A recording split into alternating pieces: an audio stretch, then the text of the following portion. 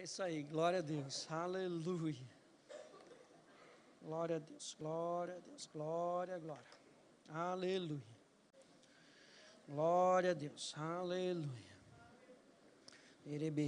Quantos aí já sentem a liberdade do Espírito nesse lugar? Aleluia.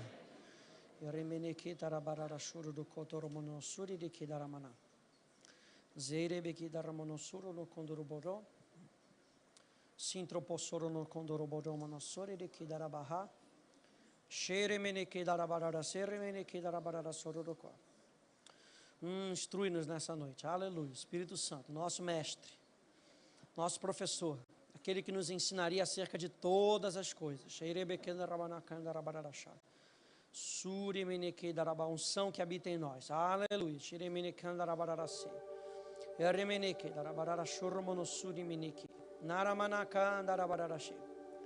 O soromono condorobo romono suri de candarabaraha narabaha darabarara shiri de candarabaraci. Talvez você ainda não tenha percebido o ambiente que está nesse lugar. Erebehe darabarara shoro do condorobo suri de candarabaha. Ia darababa siri de. Mas que ambiente? Da manifestação da presença de Deus. Erebehe candarabaraha darabarara. Talvez não esteja sendo algo extraordinário. Remane candarabaraci. Algo que a gente consiga perceber com os nossos olhos. Mas nós não nos movemos por aquilo que nós vemos, aleluia. Nós nos movemos por aquilo que nós cremos, e nós cremos que onde 2 ou 3 estiverem reunidos no seu nome, ali Ele estará. Quando Ele está, toda a plenitude do reino de Deus está, e onde o reino de Deus está, toda a plenitude do poder de Deus está. Onde o reino de Deus está estabelecido, o governo do inferno não tem mais chance na nossa vida.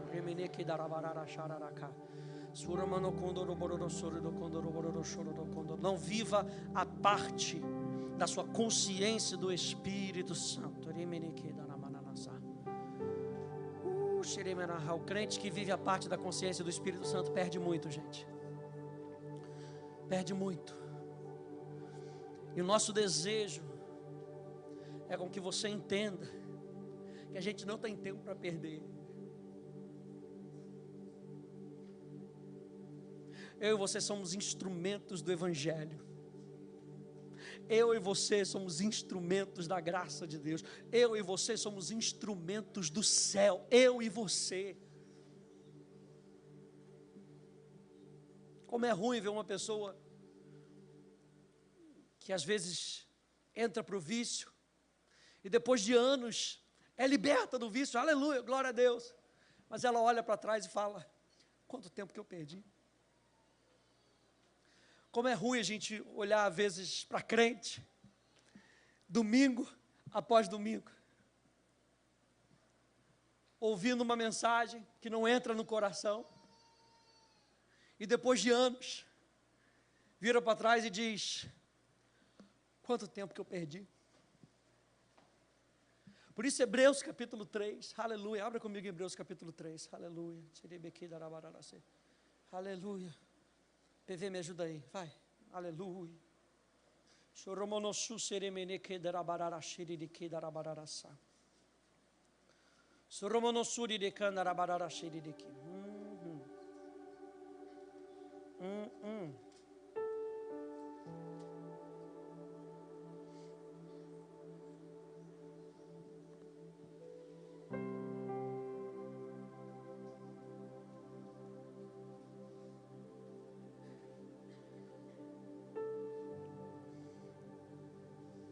Ele começa aqui no capítulo 3, o escritor de Hebreus, capítulo 3 diz: por isso, irmãos, santos irmãos, que participais da vocação celestial.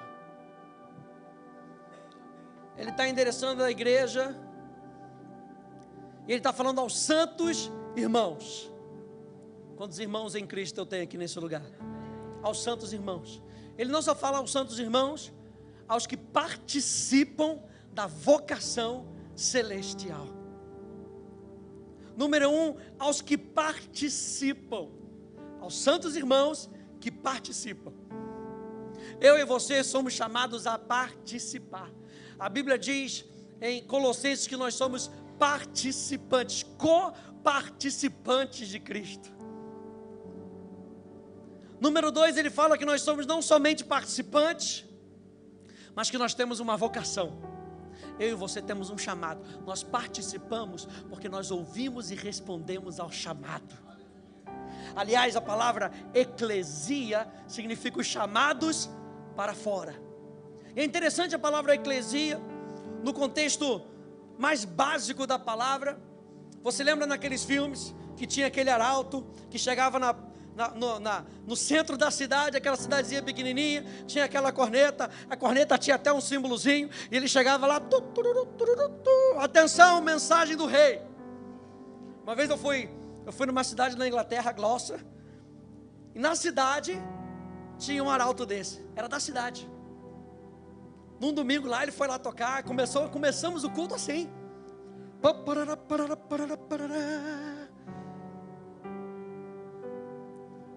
Aquela trombeta anunciava uma mensagem. No momento que as pessoas ouviam a trombeta, elas tinham que sair das suas casas, ir para o centro da cidade, ouvir a mensagem, voltar para as suas casas para fazer aquilo que elas ouviram. Isso era eclesia, era o ajuntamento daqueles que saíam das suas casas, ouviam uma mensagem e agora voltavam para as suas casas para fazer algo com aquilo que eles ouviam. Isso é igreja. Mais para frente, a eclesia se tornou o senado, aqueles que se reuniam para determinar uma ordem que vinha de César. A eclesia deixou então de ser apenas aqueles que ouviam e participavam, para aqueles que ouviam e declaravam. Eu e você somos a eclesia, eu e você somos chamados para participar de algo maior do que eu e você, aleluia. Eu e você somos a igreja e carregamos conosco o evangelho de Deus, que é o poder de Deus para a salvação. Eu e você carregamos não somente uma mensagem, mas eu e você carregamos um chamado. Eu e você temos um chamado no nosso coração. Número 1, você é chamado para ser filho. E como filho, nós temos uma responsabilidade. Gálatas, segura aí em Hebreus, aleluia. Vai lá em Gálatas, aleluia. Posso passear pela Bíblia? Aleluia. Igual o anjo que passeia com a bandeja dourada na mão. Aleluia. Gálatas capítulo 4.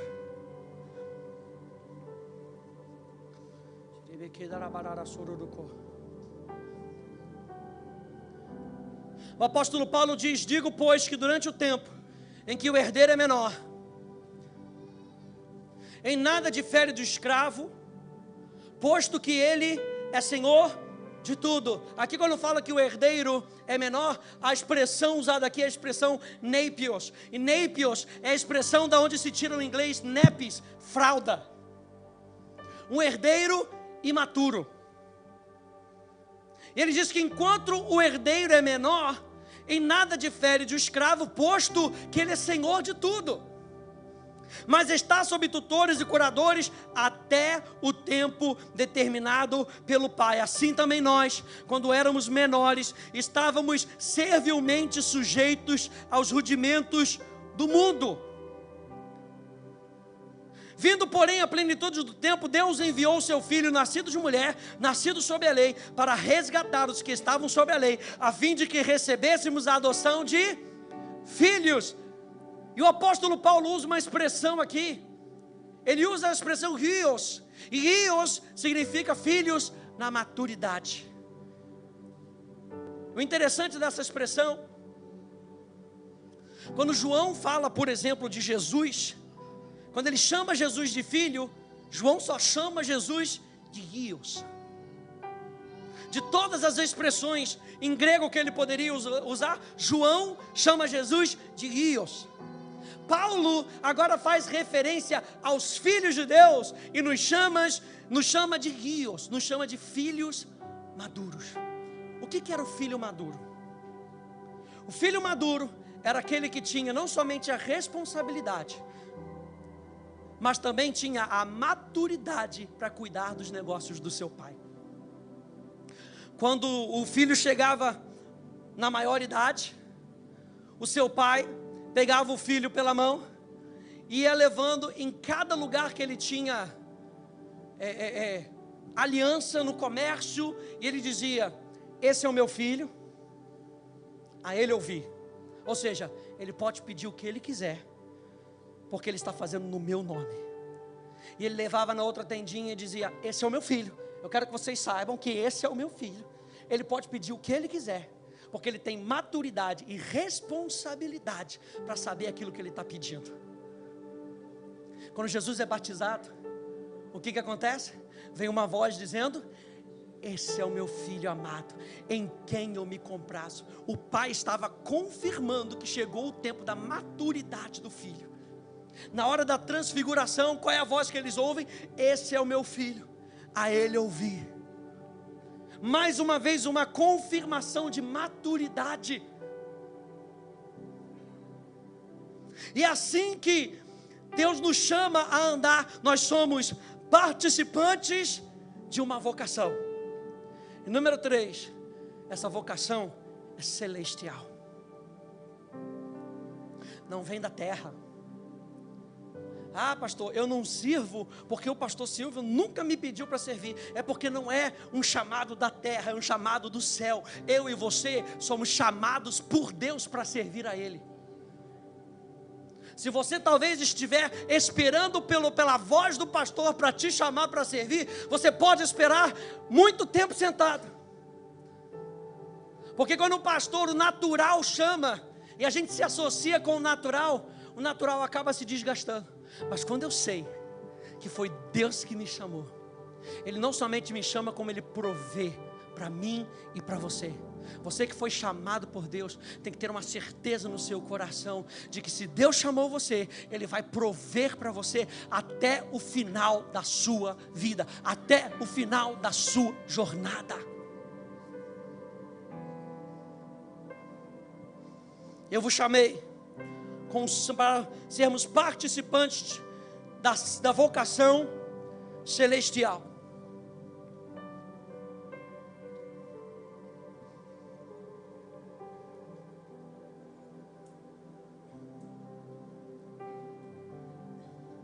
No capítulo 4 de Hebreus, ele diz: temamos, portanto, que sendo nos deixada a promessa de entrar no descanso de Deus, suceda parecer que algum de vós tenha falhado, porque também a nós foram anunciadas as boas novas. Nós estamos falando do Evangelho. O Evangelho são as boas novas. O Evangelho não são apenas boas notícias. Boa notícia: Botafogo não foi rebaixado. Boa notícia, aleluia, glória a Deus, boas novas. Isso é Evangelho, isso não muda a vida de ninguém.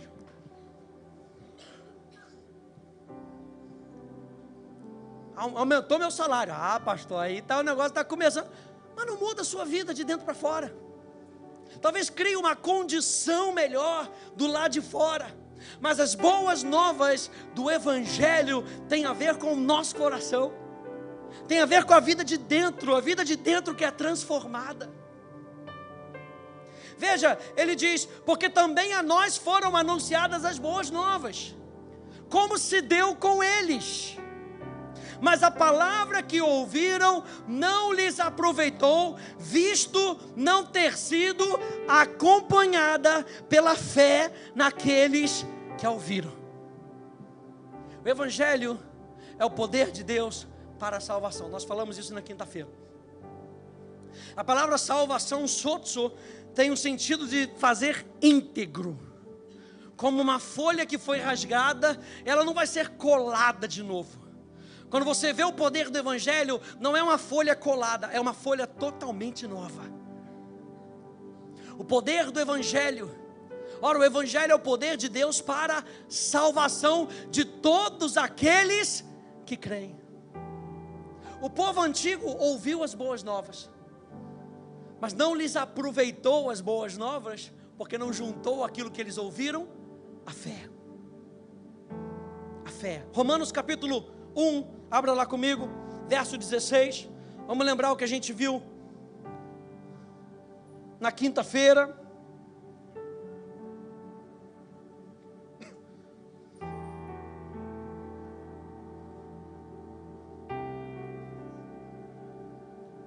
Aleluia. Aleluia.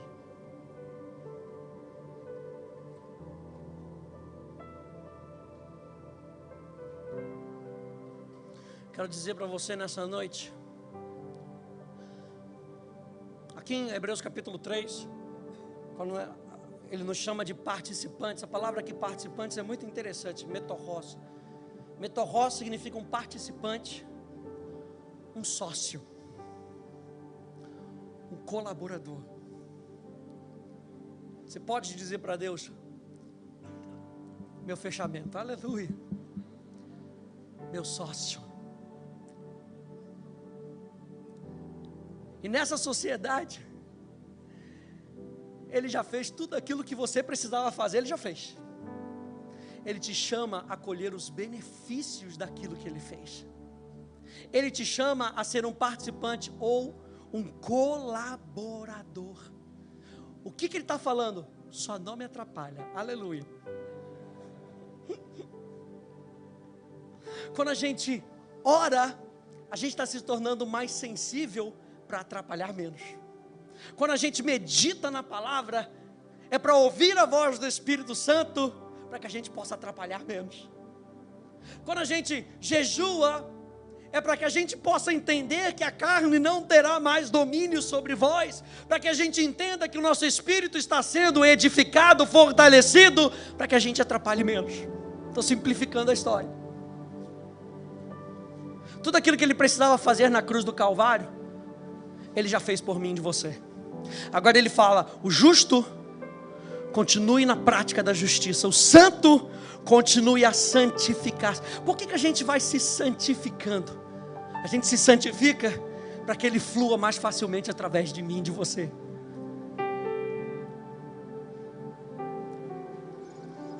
Romanos capítulo 1, verso 16 diz, porque não me envergonho do Evangelho, pois é o poder de Deus para a salvação de todo aquele que crê, primeiro do judeu e também do grego. Verso 17, visto que a justiça de Deus se revela no Evangelho. Onde é que a justiça de Deus se revela?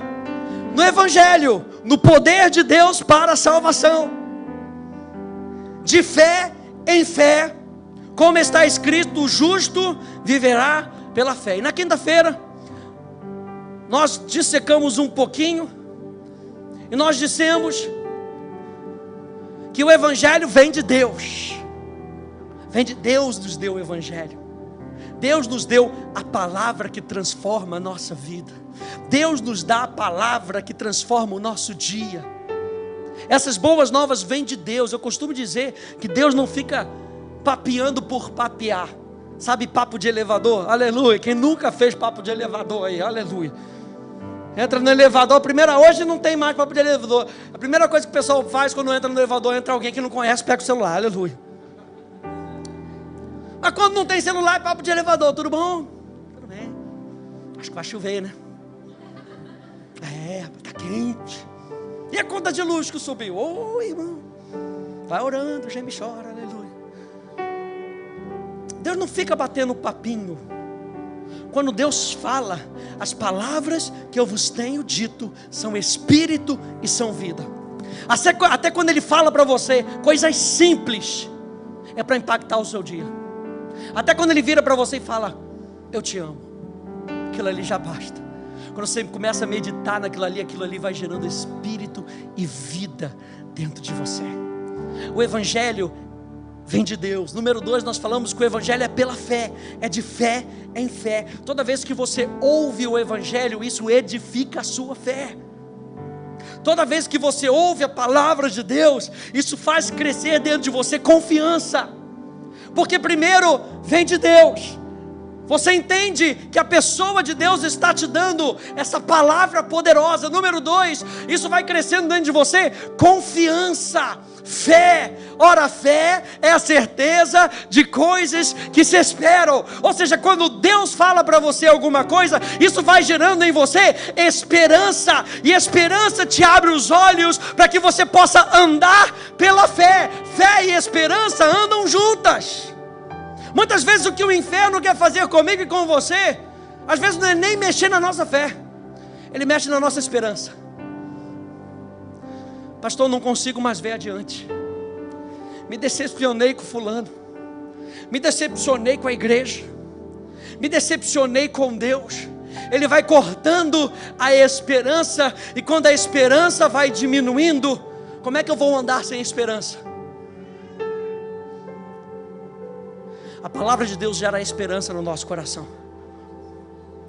A gente há um tempo atrás olhava para um Brasil e muita gente não tinha esperança, até que se levantou um povo de Deus para orar, porque via além do que podia ser visto, via pelos olhos da fé. Ainda existia esperança no coração do povo de Deus. E quando o povo de Deus começa a declarar, é como aquela eclesia, aquela reunião de senadores que ouviram o que o rei havia dito, e eles estão agora promulgando uma nova lei. Aqui não se vive mais pelo natural, aqui se vive pelo sobrenatural. O reino de Deus é um reino sobrenatural. Eu e você somos sobrenaturais, nós somos de cima e não de baixo. O Evangelho nos lembra disso. É de fé em fé, e é do princípio até o final. O Evangelho é o poder de Deus e a justiça de Deus. Quem você é e quem eu sou em Cristo Jesus é revelado nesse poder de salvação, e é do princípio até o fim. Nós não somos daqueles que retrocedem. Diga aí para duas pessoas, enquanto dá tempo de eu beber água, aleluia. Nós não somos daqueles que retrocedem. Aleluia.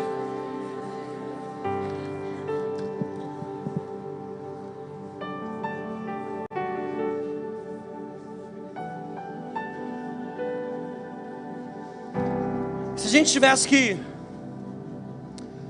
resumir o Evangelho em duas etapas, eu poderia resumir o poder do Evangelho nesse verso. Abra comigo em 2 Coríntios, capítulo 5, verso 17.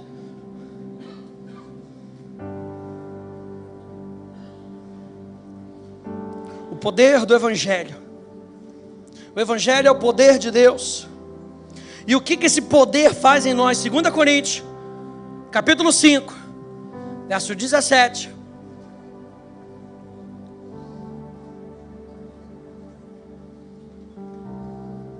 Vou dizer como eu ouvi um pastor um tempo atrás falando: se você não tem uma Bíblia, procura o crente do seu lado. Aleluia. Espero não ter ofendido ninguém, gente, me perdoa. 2 Coríntios capítulo 5, verso 17. Pelo que se alguém está em Cristo. Quantos aí estão em Cristo? Quantos aí são novas criaturas? Quantos aí nasceram do alto? Quantos aí tem Jesus como seu irmão mais velho, o Espírito Santo como seu mestre e Deus como seu Pai? Diga glória a Deus. Pois se alguém está em Cristo, é nova criatura. A palavra nova aqui, kainós, significa algo totalmente novo. Você sabe que um bebê, quando ele nasce, ele é da raça humana, mas é alguém da raça humana totalmente novo. Você vai ver um DNA de um bebê, tem DNA do seu pai, tem DNA da sua mãe, mas ele é um indivíduo totalmente novo.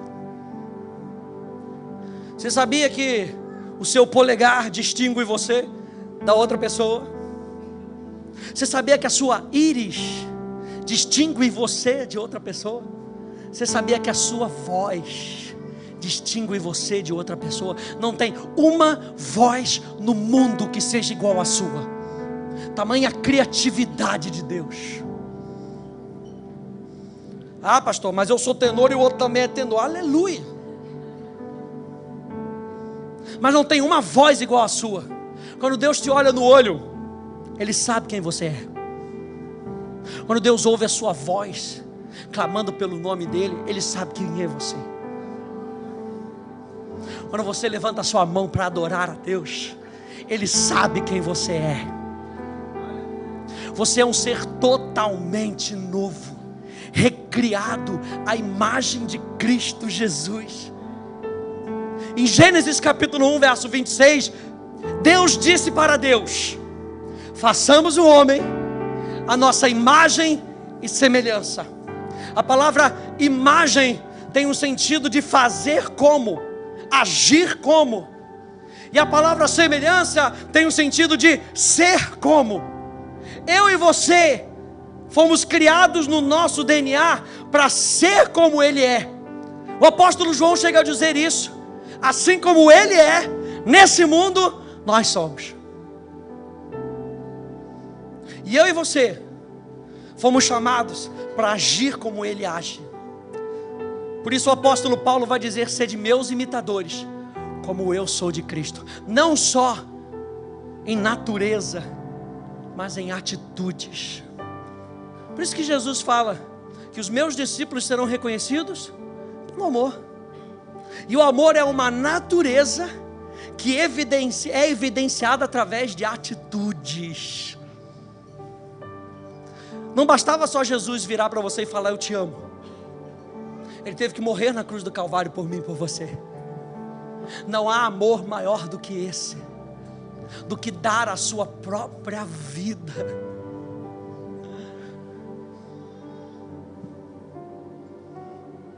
Você é uma nova criatura. Então a Bíblia diz que nós somos novas criaturas. As coisas velhas já passaram, eis que tudo se fez novo.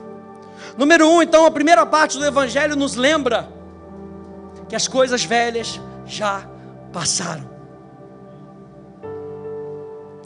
Aquele seu antigo homem que puxava você para o pecado, para o passado, que puxava você para coisas erradas, esse antigo homem já era, morreu. Hashtag foi para nunca mais voltar. E por isso nós participamos do batismo. Por isso o batismo é tão importante. O batismo não nos salva. O batismo é a evidência de que eu quero andar como nova criatura. E para andar como nova criatura, eu não posso ficar carregando esse velho homem. Eu decido deixar o velho homem para trás. E não só deixar para trás, eu não quero que ninguém veja esse velho homem. Eu vou sepultar esse velho homem. E quando o inferno vem para acusar a mim e você pela sua vida passada, você pode virar para ele e dar o número da sua lápide. Aquele já morreu. Eu lembro de uma mãe de um amigo meu. No início foi difícil entender, mas toda vez que ela falava da velha ela falava porque ela, até eu entender o que ela estava falando. Ah, entendi, você estava falando da velha criatura. Ah, porque ela fazia assim. Hoje eu não faço mais. O que mentia, não minta mais. O que roubava, não roube mais. Antes trabalhe para que, através das suas próprias mãos, você possa ter para abençoar outras pessoas. Novas criaturas, o velho já ficou para trás. A primeira metade do Evangelho descreve como Deus colocou um fim na nossa velha vida. Na cruz, Jesus recebeu o julgamento que nós merecíamos, tornando-nos dessa maneira livres. Quantos livres nós temos aqui nesse lugar? Diga glória a Deus! Tornando-nos livres. Isso resultou em muitos benefícios para nós. Efésios capítulo 1, verso 7, verso 8. Vá anotando aí, diz que os nossos pecados foram perdoados por causa do seu sangue. Os nossos pecados foram perdoados por causa do nosso sangue, por causa do seu sangue. A velha natureza pecaminosa ficou para trás. Nós agora temos direito a um relacionamento com Deus livre de qualquer condenação.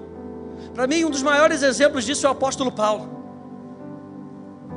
O homem que perseguiu cristãos, autorizou a morte de cristãos, e nas suas cartas ele diz: eu não fiz mal para ninguém. Como assim? Por causa da revelação de quem ele era em Cristo Jesus. Como pode um homem que matou a muitos não ter uma consciência suja? Porque o sangue de Jesus nos purifica de todo o pecado. De todo o pecado. Você sabe que o pecado é uma barreira. E não é uma barreira, preste atenção nisso. O pecado não é uma barreira entre Deus e o homem. É uma barreira entre o homem e Deus. O pecado nunca vai ser maior do que Deus. Deus tem os seus protocolos. Eu uso uma frase, eu acho que eu já usei essa frase aqui, que eu costumo dizer que Deus só se manifesta onde Ele é honrado. Porque Ele é santo. Ele não se mistura com o pecado. Mas no momento que o pecador decide abrir a sua vida para Jesus, ele vê honra sendo estabelecido. E quando ele vê honra sendo estabelecido, ele se manifesta naquele lugar. E quando ele se manifesta naquele lugar, aquela vida é salva. Por isso, num antro de pecado, a pessoa pode estar perdendo a sua vida, mas pode ter ouvido um dia que a sua mãe ora por ele todos os dias, e naquele momento de desespero, ele abre o seu coração, e não importa onde ele esteja, naquele momento ele abre o seu coração. Jesus vem entrar dentro dele, apesar do pecado que está ao redor dele, e é naquele momento que ele tira aquela vida do pecado. Assim como ele virou para aquela mulher e falou: vai e não peques mais. Não é vai e continua vivendo a vida como você estava vivendo. O encontro genuíno com Jesus transforma a nossa natureza, transforma a nossa caminhada, transforma a maneira como nós pensamos. Nós agora temos direito a um relacionamento com Deus livre de qualquer condenação. Nós temos vida eterna como um dom gratuito de Deus. Eu gosto de João capítulo 17, verso 3, que diz: a vida eterna é essa, que te conheçam a ti, o único Deus verdadeiro. Então Ele nos livra da natureza do pecado, abre para nós a possibilidade de nós termos um relacionamento com Deus. E número 3, nos faz conhecer quem Ele é. O velho homem ficou para trás. Eu e você podemos ser novas criaturas em Cristo Jesus, por causa do poder do Evangelho nas nossas vidas. Primeira parte, então, as coisas velhas já passaram. Segunda parte, tudo se fez novo. Fale para 2 pessoas: tudo se fez novo. Tudo se fez novo. Aleluia. A segunda metade do Evangelho descreve a nova vida que nós temos em Cristo. Deus enviou o seu Espírito, que hoje habita em nós, para operar a sua salvação nas nossas vidas diárias. Quando Deus lida com o nosso pecado, quando Deus lida com o nosso passado, é de uma vez por todas. Quando Deus lida com a nova criatura, é todo dia. É algo diário. Portanto, o Evangelho revela um número contínuo de benefícios. O Espírito Santo nos capacita a vencer o pecado que tenazmente nos assedia. Ao pecado que diz para você: volta. Ao pecado que diz para você: vem. Ao pecado que diz para você, tipo Guanabara: vai lá.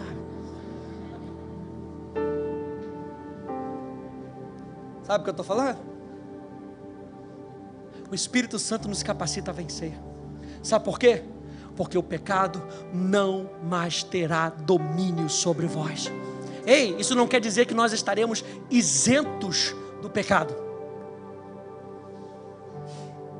Isso não quer dizer que agora eu posso botar a minha couraça da justiça e dizer eu nunca mais vou pecar, porque o apóstolo João disse, aquele que não peca está mentindo. Mas quando eu coloco a couraça da justiça e eu tenho a consciência de quem eu sou em Cristo Jesus, quando o pecado vem contra mim, eu tenho o poder do Evangelho para dizer não. E muitas vezes ele vem com força, aleluia, vem com tudo. Mas eu e você não somos mais sujeitos ao pecado. Eu e você temos o Espírito Santo. Quantos aí podem agradecer a Deus? Eu e você temos o Espírito Santo que habita dentro de nós. O Espírito Santo nos transforma à imagem do Filho de Deus. Essa transformação de dentro de você vem através da pessoa do Espírito Santo. É por isso que nós temos que ser conscientes todos os dias da pessoa do Espírito Santo. Você está lendo a Bíblia, você pode ler a Bíblia, o Salmo 23, por 300 anos. Sempre vai ser algo diferente, se nós estivermos abertos à voz do Espírito Santo. Eu não sei se você consegue ouvir uma pregação como essa, e ao mesmo tempo que você está ouvindo a minha voz, o Espírito Santo está falando alguma coisa com você. E às vezes você está ouvindo uma pregação em casa, está ouvindo um louvor em casa, e você usa aquilo ali só para criar uma plataforma para que o Espírito Santo fale com você. Por isso que muitas vezes ouvir o noticiário todos os dias não vai te ajudar a ouvir a voz do Espírito Santo. Porque a justiça se revela no Evangelho, se revela naquilo que Deus diz. Ninguém está falando para você viver alheio do mundo, porque você está no ônibus, não tem o que fazer, está todo mundo falando da crise. Mas no meio daquela crise você pode ouvir a voz do Espírito Santo e ser uma voz profética naquele lugar, no seu trabalho. Você lembra de Números 13, Números 32? Os espias foram espiar a terra e 10 voltaram com um relatório. 10 voltaram, 10, era 10 contra 2. Era 10 contra 2. Mas 2 permaneceram firmes nas boas novas do Evangelho. Eia, subamos e tomemos a terra. Por que eles tinham essa confiança? Porque o Evangelho vem de Deus. Foi Deus que disse. É de fé em fé. Eles acreditaram. Como da primeira vez que eles haviam acreditado, havia uma certeza ainda mais crescente no coração deles. E é do início até o fim. No final das contas, Caleb ainda estava requirindo a terra que era dele 45 anos. Ele falou: já cheguei aos 85 e ainda sou como jovem, me dá aquela minha terra. Porque é do princípio ao fim. Aquilo que Deus diz para você é o Evangelho, é o poder de Deus para a salvação. E por último, o Espírito Santo nos capacita a sermos uma testemunha de Cristo. As duas metades do Evangelho, o velho homem já ficou para trás.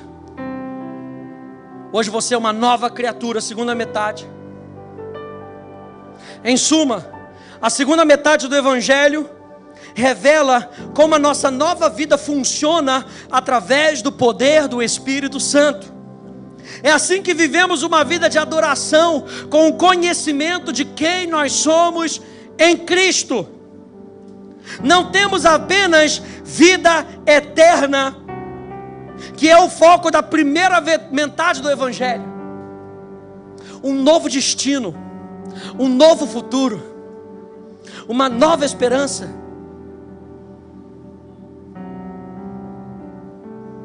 Mas o foco do Evangelho é também nós termos uma vida abundante.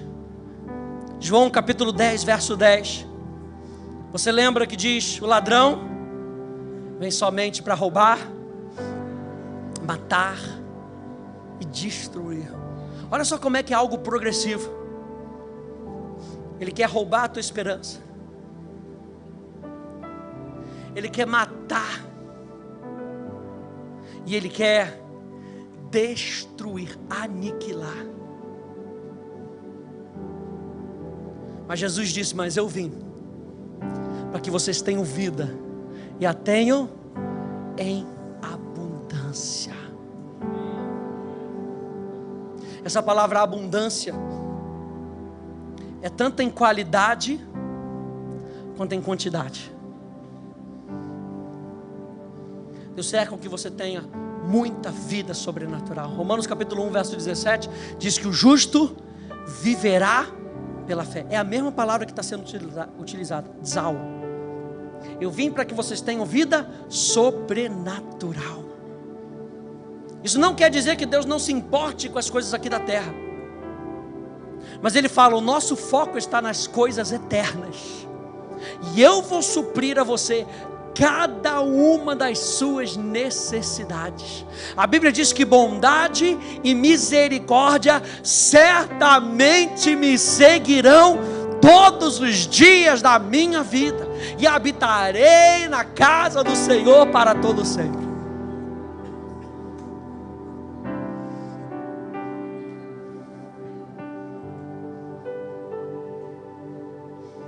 Essa é a primeira vista que nós devemos dar na natureza do Evangelho.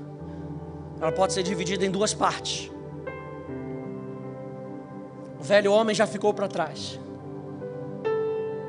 Hoje nós somos novas criaturas. O Evangelho lida com a sua velha criatura e com a nova criatura, ambas de forma total. Essa, a gente pode reduzir e terminar com isso, essa é a essência do Evangelho. O Evangelho é a solução total para o velho eu. O Evangelho é a solução total para o novo eu. Ele lida com o seu passado e está lidando hoje com o seu presente, com o seu futuro. Esse é o poder do Evangelho. O Evangelho é o poder de Deus para a salvação, para tornar você íntegro novamente, para todo aquele que crê. Primeiro para o judeu, depois para o grego, visto que a justiça de Deus se revela no Evangelho de fé em fé, como está escrito: o justo viverá pela fé.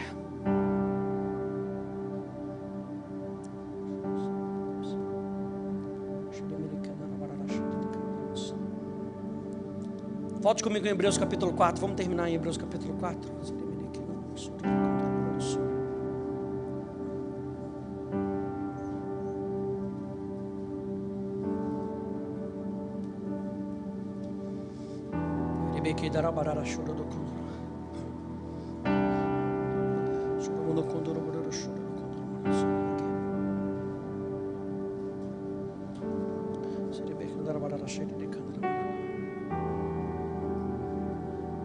Capítulo 4, verso 1 diz: temamos, portanto, que sendo nos deixada a promessa de entrar no descanso de Deus, suceda parecer que algum de vós tenha falhado.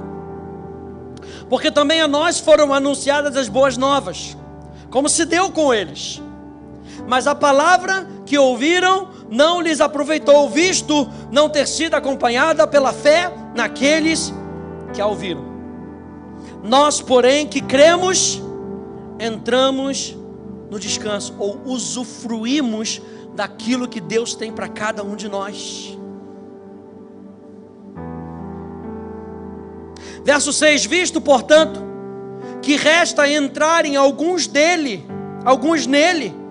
e que por causa da desobediência não entraram aqueles aos quais anteriormente foram anunciadas as boas novas. De novo, determina certo dia, hoje, falando por Davi, muito tempo depois, segundo antes fora declarado: hoje, se ouvirdes a sua voz, não endureçais o vosso coração. Ora, se Josué lhes houvesse dado descanso, não falaria posteriormente a respeito de outro dia. Portanto, resta um repouso para o povo de Deus. Alguém pode dar aleluia aí? Resta um repouso, um descanso para o povo de Deus, porque aquele que entrou no descanso de Deus, também ele descansou de suas obras, como Deus das suas. Esforcemo-nos. E aqui a palavra esforçar fala de zelo.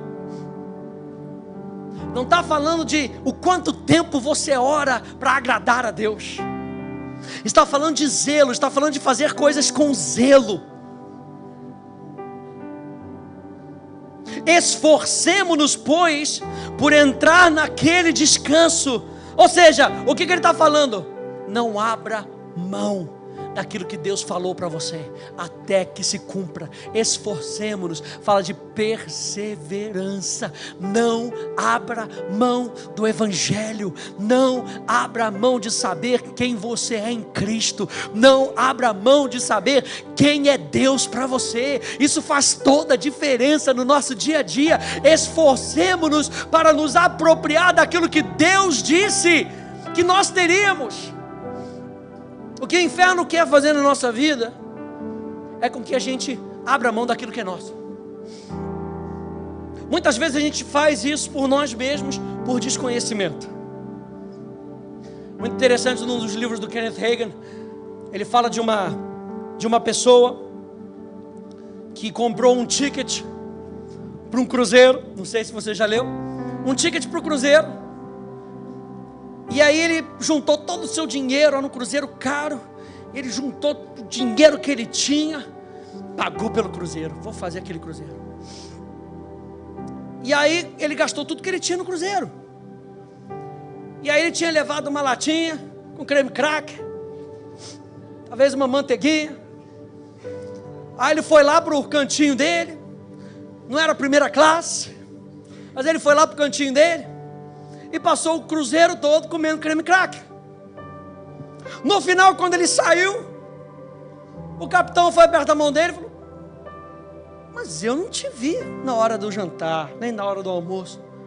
Não, sabe o que é? Porque eu não tinha dinheiro para poder pagar pelo jantar, pelo almoço. Aí o capitão teve que lhe dar a triste notícia: mas estava tudo incluso no pacote.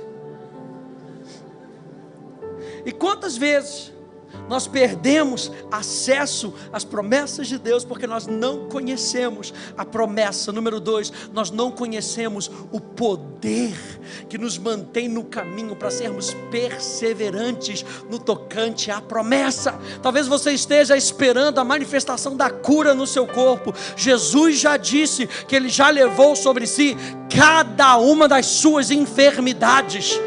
O que o diabo quer tentar mostrar para você é no natural, que o sobrenatural não funciona. Mas se você continuar crendo no sobrenatural, o sobrenatural é mais poderoso do que o natural. Aliás, a Bíblia diz em Colossenses que ele já foi destituído de todo o seu poder. Ele não tem mais arma nenhuma. Se eu não me engano, a Joyce Meyer que diz que a única coisa que o diabo tem é uma boca grande. É a única coisa que ele tem. E quando ele diz para você que você vai morrer dessa enfermidade, nem ele pode garantir isso. Porque no momento que você crê na promessa de Deus e você espera pacientemente no Senhor, quando você aplica a sua fé, a palavra de Deus não volta vazia. E aí você pode declarar quando o inferno: nenhuma arma forjada contra mim prosperará.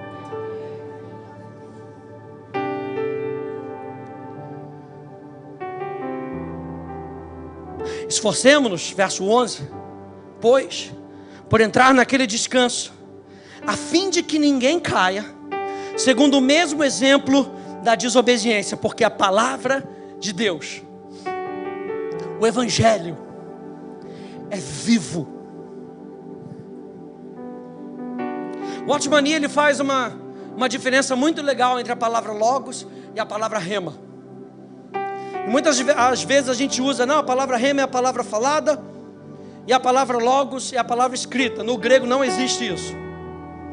A palavra rema pode ser usada para a palavra escrita, a palavra logos pode ser usada para a palavra falada. Jesus, na realidade, era o logos de Deus.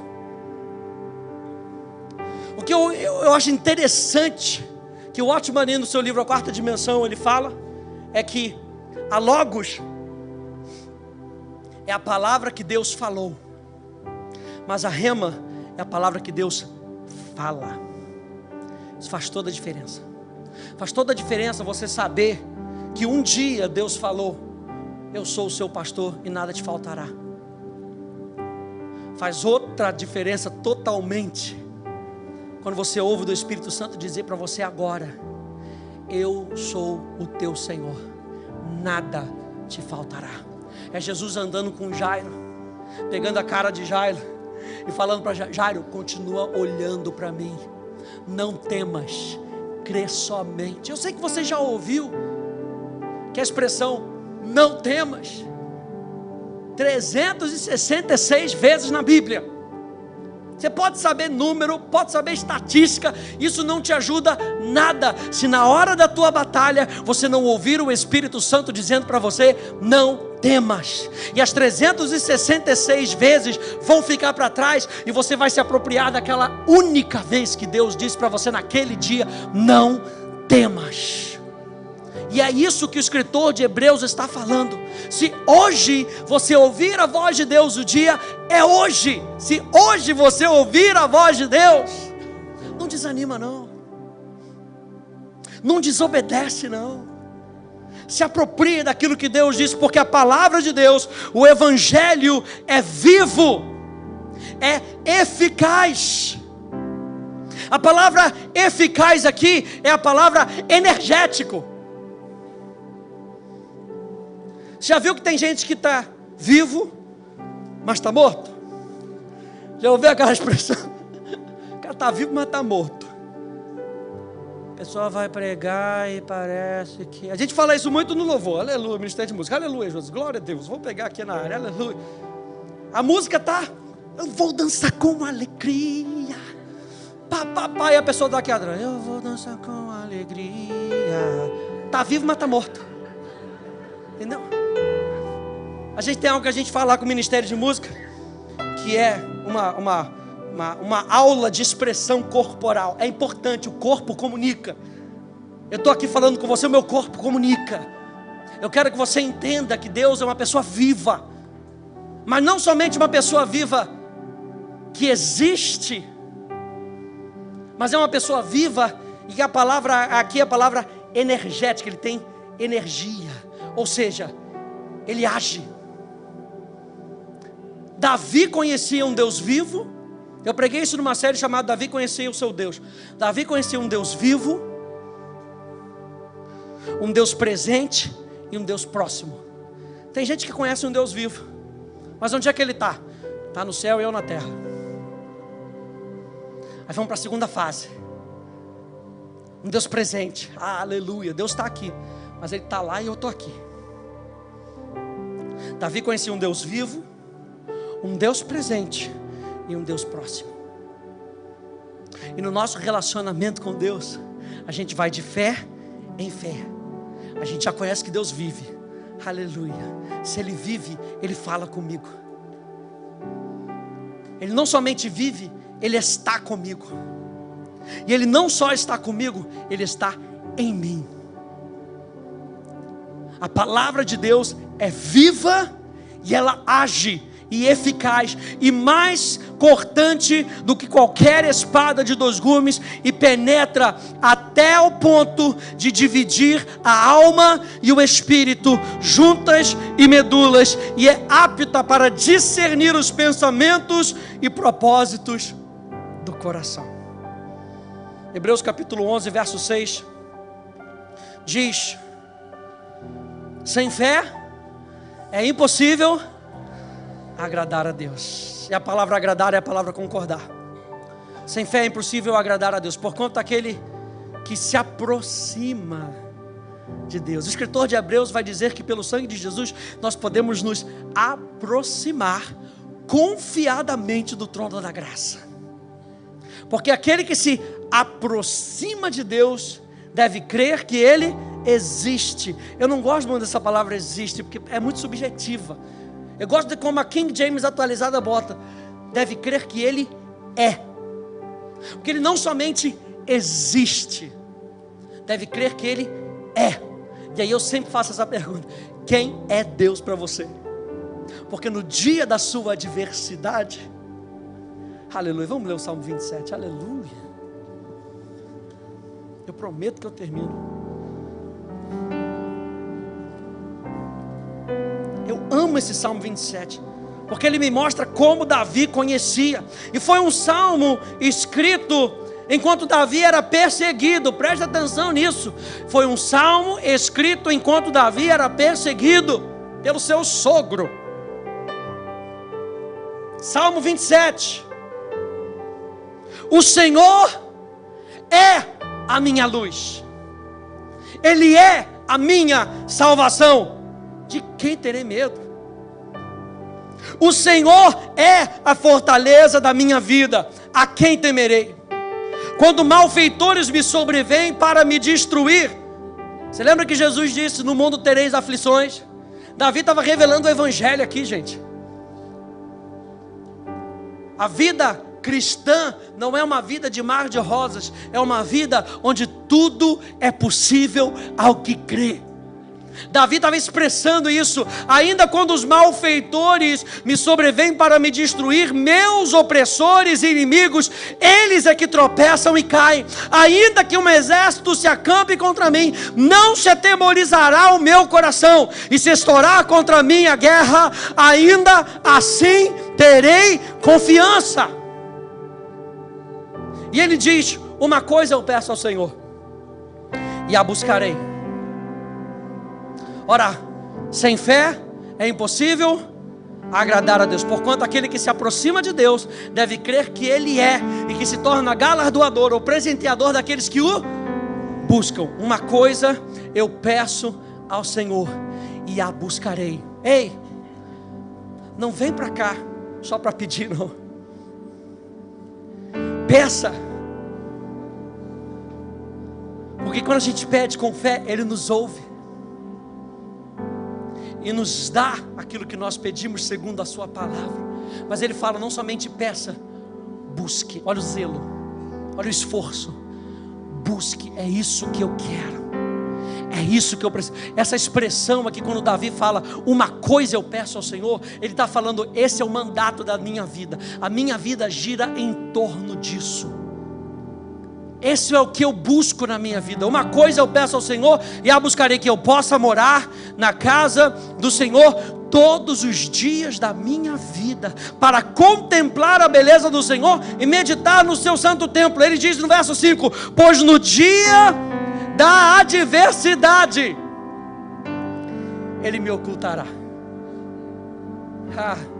Davi é um exemplo de uma pessoa no Velho Testamento que conhecia Deus. No recôndito do seu tabernáculo me acolherá, elevar-me-á sobre uma rocha. Agora será exaltada a minha cabeça acima dos inimigos que me cercam. No seu tabernáculo oferecerei. Ele estava falando aqui em tempo de guerra. Pastor, não consigo, está tão difícil. O senhor não sabe, pastor, do que eu estou passando. No seu tabernáculo oferecerei sacrifício de júbilo, cantarei e salmodiarei ao Senhor. Tudo que ele precisava, qual era a consciência de Davi? Tudo que ele precisava era da presença de Deus. Era tudo. Quando ele fala do tabernáculo, o tabernáculo era o lugar da adoração. Tudo que ele precisava era se conectar com Deus. Antigamente as pessoas precisavam ir para o tabernáculo. Eles queriam, eles buscavam. Deus abriu as portas e eles buscavam a Deus. Hoje, você é o tabernáculo. Hoje, Deus veio habitar dentro de você, para que haja comunhão contínua dentro do seu coração. Nessa noite, com que a gente saia daqui entendendo que o Evangelho é a palavra de Deus, viva e eficaz, e ela faz a separação entre o velho homem e o novo homem. Que a gente entenda que o Evangelho é a solução total para a velha criatura, que o Evangelho é a solução total para a nova criatura, que Ele já lidou com o seu velho homem de uma vez por todas, e que Ele hoje está lidando com o seu novo homem todos os dias. Quantos a entender essa mensagem nessa noite?